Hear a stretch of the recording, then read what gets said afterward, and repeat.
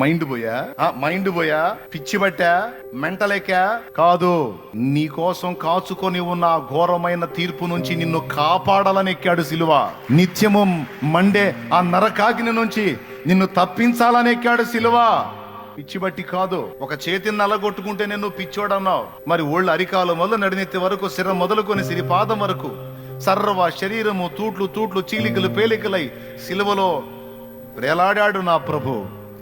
ఎందుకంటే ఆ పని ఆయన చేయకపోతే తన పిల్లలు నరకం తప్పించుకునే ఛాన్స్ లేదు కాబట్టి మహిమను వదిలిపెట్టడానికి ఇష్టపడ్డాడు. మట్టి మనుషుల్లో మనిషిగా పుట్టడానికి ఇష్టపడ్డాడు.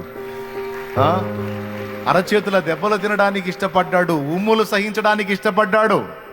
కొరడా దెబ్బలు తినడానికి ఇష్టపడ్డాడు. అవమానకరమైన మాటలు పొందడానికి ఇష్టపడ్డాడు. ఇదంతా ఎందుకోసం? ఏం పాపం చేశాడు, ఏం తప్పు చేశాడు ఒకడు చూపించండి. ఏసై చేసిన ఈ పాపాన్ని బట్టి ఆ శిక్ష పొందాడని.